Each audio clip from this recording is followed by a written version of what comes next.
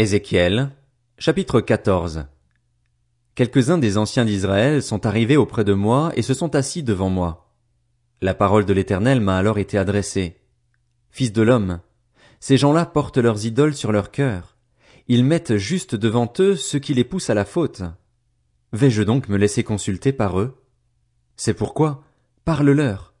Tu leur diras, voici ce que dit le Seigneur, l'Éternel. Tout Israélite qui porte ses idoles sur son cœur et place juste devant lui ce qui le pousse à la faute, s'il vient s'adresser au prophète, moi, l'Éternel, je lui répondrai, s'il vient, quel que soit le nombre de ses idoles. J'agirai de cette manière afin de toucher le cœur des Israélites qui se sont détournés de moi à cause de toutes leurs idoles. C'est pourquoi, annonce à la communauté d'Israël, voici ce que dit le Seigneur, l'Éternel. Revenez à moi et abandonnez vos idoles. Abandonnez toutes vos pratiques abominables. En effet, tout Israélite ou tout étranger en séjour en Israël qui s'éloigne de moi, qui porte ses idoles dans son cœur et qui place juste devant lui ce qui le pousse à la faute, s'il vient s'adresser au prophète pour me consulter à travers lui, moi, l'Éternel, je lui répondrai moi-même. Je me retournerai contre cet homme, je ferai de lui un signe, un sujet de proverbe, et je l'exclurai du milieu de mon peuple. Vous reconnaîtrez alors que je suis l'Éternel. Si le prophète se laisse séduire et prononce une parole, c'est moi, l'Éternel, qui aurai séduit ce prophète. Je déploierai ma puissance contre lui et je le ferai disparaître du milieu de mon peuple, d'Israël.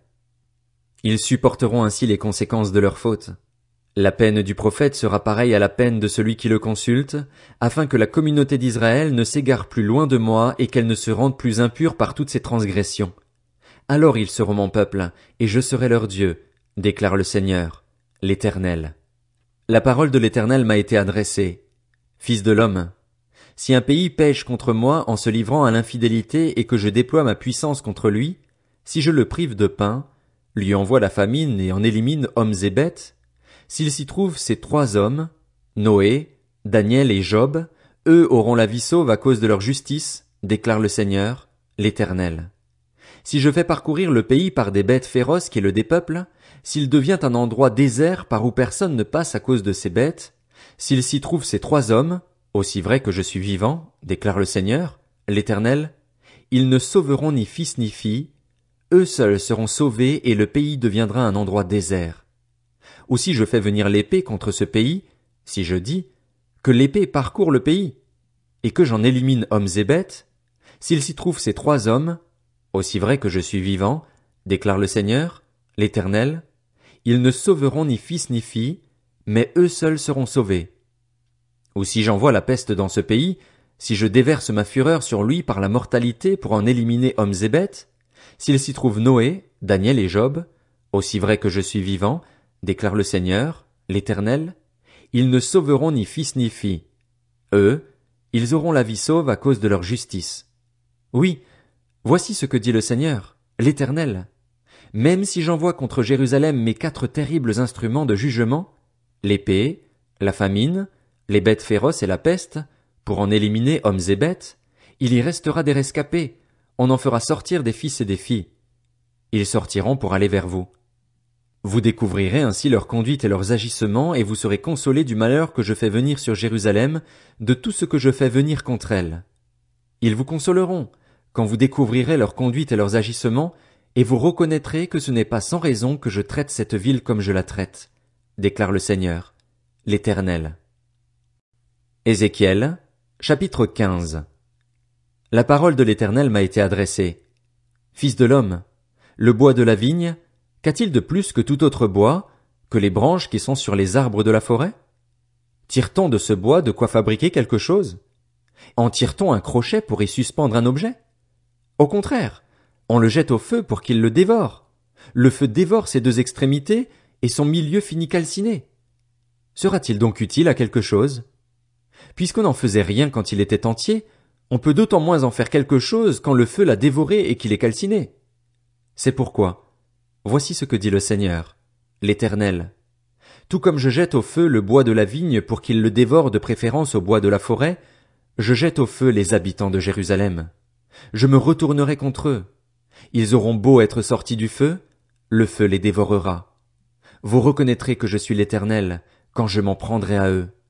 Je ferai du pays un endroit désert parce qu'ils ont été infidèles, déclare le Seigneur, l'Éternel. Ézéchiel, chapitre 16. La parole de l'Éternel m'a été adressée. Fils de l'homme, fais connaître à Jérusalem ses pratiques abominables. Tu diras, voici ce que dit le Seigneur, l'Éternel, à Jérusalem. Par ton origine et ta naissance, tu es du pays de Canaan. Ton père était un Amoréen, et ta mère une Hittite. À ta naissance, le jour où tu es né, ton cordon ombilical n'a pas été coupé, tu n'as pas été lavé dans l'eau pour être purifié, ni frotté avec du sel, ni enveloppé dans des langes. Personne n'a porté sur toi un regard de pitié pour te faire une seule de ces choses, par compassion pour toi. Au contraire, tu as été jeté dans les champs, le jour de ta naissance, parce que tu provoquais le dégoût. Je suis passé près de toi, et je t'ai aperçu en train de te débattre dans ton sang. Alors je t'ai dit, vis dans ton sang. Je t'ai dit, vis dans ton sang. Je t'ai multiplié à l'infini, comme l'herbe des champs. Tu t'es développé, tu as grandi, et tu es devenu très joli. Tes seins se sont formés et tes cheveux ont poussé, mais tu restais nu, entièrement nu. Je suis passé près de toi et je t'ai regardé, tu étais en âge d'aimer. J'ai étendu sur toi le pan de mon habit, j'ai couvert ta nudité et je me suis engagé envers toi. Je suis entré dans une relation d'alliance avec toi, déclare le Seigneur, l'Éternel, et tu as été à moi. Je t'ai lavé dans l'eau, j'ai fait disparaître le sang qui était sur toi et je t'ai parfumé avec de l'huile. Je t'ai habillé avec des vêtements brodés et chaussé avec du cuir fin, je t'ai mis un bandeau de fin lin et je t'ai drapé de soie. Je t'ai paré de bijoux, j'ai mis des bracelets à tes poignets, un collier à ton cou, un anneau à ton nez, des boucles à tes oreilles et une couronne magnifique sur ta tête. Ainsi, tu étais paré d'or et d'argent et tu étais habillé de fin lin, de soie et d'étoffes brodées. Tu te nourrissais de fleurs de farine, de miel et d'huile. Tu étais devenue extrêmement belle et tu as prospéré au point de devenir un royaume. On a commencé à parler de toi parmi les nations, à cause de ta beauté. En effet, elle était parfaite grâce à la splendeur dont je t'avais orné, déclare le Seigneur, l'Éternel. Cependant, tu as placé ta confiance dans ta beauté et tu t'es appuyé sur ta réputation pour te prostituer. Tu as entraîné tous les passants à se prostituer avec toi, tu as été à eux. Tu as pris de tes habits, tu t'es fait des hauts lieux riches en couleurs et tu t'y es prostitué, rien de pareil n'était arrivé et n'arrivera jamais. Tu as pris les bijoux qui composaient ta parure, tu as pris de mon or et de mon argent, ceux que je t'avais donnés, et tu en as fait des statues d'hommes avec lesquels tu t'es prostitué. Tu as retiré tes vêtements brodés pour les en recouvrir, et c'est mon huile et mon encens que tu leur as offert. Le pain que je t'avais donné, la fleur de farine, l'huile et le miel dont je te nourrissais, tu les as déposés devant elles pour leur offrir un parfum agréable. Voilà ce qui est arrivé, déclare le Seigneur, l'Éternel. Tu as pris tes fils et tes filles, ceux que tu m'avais donnés, et tu les leur as sacrifiés pour qu'elles les dévorent. Tes prostitutions n'étaient-elles pas suffisantes? Tu as égorgé mes fils et tu les leur as donnés en les faisant passer par le feu en leur honneur. Au milieu de toutes tes pratiques abominables et de tes prostitutions, tu ne t'es pas souvenu de l'époque de ton enfance, du moment où tu étais nu, entièrement nu, et te débattais dans ton sang. En plus de tout ce mal que tu as commis, malheur, malheur à toi, déclare le Seigneur, l'Éternel, tu t'es construit des centres de prostitution, tu t'es fait des estrades sur toutes les places. À l'entrée de chaque chemin, tu as construit tes estrades, tu as déshonoré ta beauté, tu as écarté les jambes pour tous les passants, tu as multiplié tes prostitutions. Tu t'es prostitué aux Égyptiens, tes voisins au corps athlétique, et tu as multiplié tes prostitutions, ce qui m'a irrité. Alors j'ai déployé ma puissance contre toi, j'ai diminué ce qui devait te revenir, je t'ai livré à tes ennemis, les filles des Philistins, qui rougissaient de ta conduite scandaleuse. Tu t'es prostitué aux Assyriens parce que tu n'étais pas rassasié, tu t'es prostitué à eux, mais tu n'étais toujours pas rassasié. Tu as multiplié tes prostitutions avec le pays de Canaan et jusqu'en Babylonie, mais même ainsi tu n'as toujours pas été rassasié.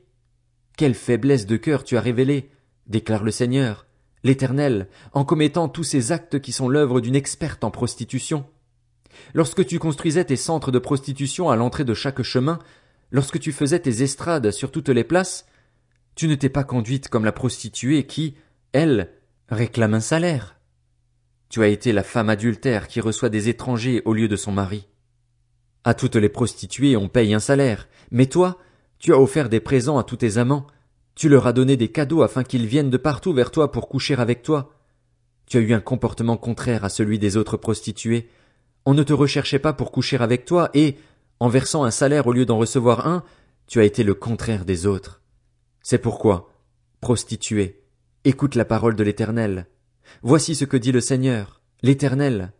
Parce que tes trésors ont été gaspillés et que tu t'es montré entièrement nu au cours de tes prostitutions avec tes amants et avec toutes tes abominables idoles, et parce que tu leur as donné le sang de tes enfants, je vais rassembler tous tes amants, ceux avec lesquels tu te plaisais, tous ceux que tu as aimés et tous ceux que tu as détestés. Je les rassemblerai de partout contre toi. Je te montrerai à eux entièrement nus et ils te verront toute nue. Je te jugerai comme on juge les femmes adultères et celles qui versent le sang, et je ferai de toi une victime ensanglantée par la fureur et la jalousie. Je te livrerai entre leurs mains. Ils démoliront tes centres de prostitution et abattront tes estrades. Ils te dépouilleront de tes habits, prendront les bijoux qui composaient ta parure et te laisseront nu, entièrement nu. Ils exciteront la foule contre toi, ils te lapideront et te transperceront à coups d'épée. Ils incendieront tes maisons et mettront des jugements en œuvre contre toi, en présence d'un grand nombre de femmes. Ainsi, je ferai cesser ta prostitution et tu ne verseras plus de salaire. J'assouvirai ma fureur contre toi, puis le feu de ma jalousie se détournera de toi. Je m'apaiserai, je ne serai plus irrité. Parce que tu ne t'es pas souvenu de l'époque de ton enfance, parce que tu m'as provoqué par tout cela, eh bien, de mon côté, je vais faire retomber ta conduite sur ta tête, déclare le Seigneur, l'Éternel, et tu ne créeras plus de scandale avec toutes tes pratiques abominables. Tous ceux qui disent des proverbes t'appliqueront ce proverbe, telle mère, telle fille. Tu es bien la fille de ta mère, elle qui n'a eu que dégoût pour son mari et ses enfants. Tu es bien la sœur de tes sœurs, elles qui ont pris en dégoût leurs maris et leurs enfants. Votre mère était une Hittite, et votre père un Amoréen. Ta grande sœur, qui habite à ta gauche, c'est Samarie avec ses filles. Et ta petite sœur, qui habite à ta droite, c'est Sodome avec ses filles. Tu ne t'es pas contenté d'imiter leur conduite et de commettre les mêmes actes abominables. C'était trop peu.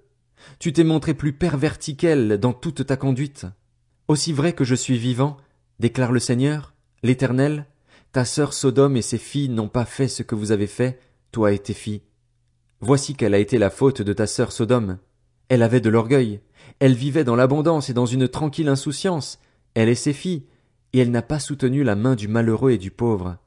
Elles sont devenues arrogantes et elles ont commis des actes abominables devant moi. Je les ai fait disparaître quand j'ai vu cela. Samarie n'a pas commis la moitié de tes péchés. Tes pratiques abominables ont été plus nombreuses que les siennes. Avec toutes les pratiques abominables auxquelles tu t'es adonné, tu as même fait paraître tes sœurs justes. Supporte ton humiliation, toi qui es intervenu en faveur de tes sœurs par tes péchés, qui t'es montré plus abominable qu'elles et qui les fait paraître plus justes que toi. Sois dans la honte et supporte ton humiliation, puisque tu as fait paraître tes sœurs justes. Je changerai leur sort, celui de Sodome et de ses filles, ainsi que celui de Samarie et de ses filles, et je changerai ton sort au milieu d'elles, de telle façon que tu aies à supporter ton humiliation et rougisses de tout ce que tu as fait, ce qui les consolera. Tes sœurs, Sodome et ses filles, retrouveront leur situation d'avant. Samarie et ses filles retrouveront leur situation d'avant. Toi et tes filles aussi, vous retrouverez votre situation d'avant. Tu ne mentionnais même pas ta sœur Sodome, à l'époque où tu étais orgueilleuse, avant que ta méchanceté ne soit dévoilée. Comme elle, c'est le moment de recevoir les insultes des filles de la Syrie et des environs, des filles des Philistins, de celles qui tout autour te méprisent. Tu dois supporter les conséquences de tes actes scandaleux et de tes pratiques abominables, déclare l'Éternel. En effet, voici ce que dit le Seigneur, l'Éternel.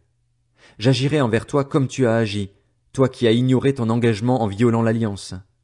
Quant à moi, je me souviendrai de mon alliance, conclue avec toi à l'époque de ton enfance, et j'établirai pour toi une alliance éternelle.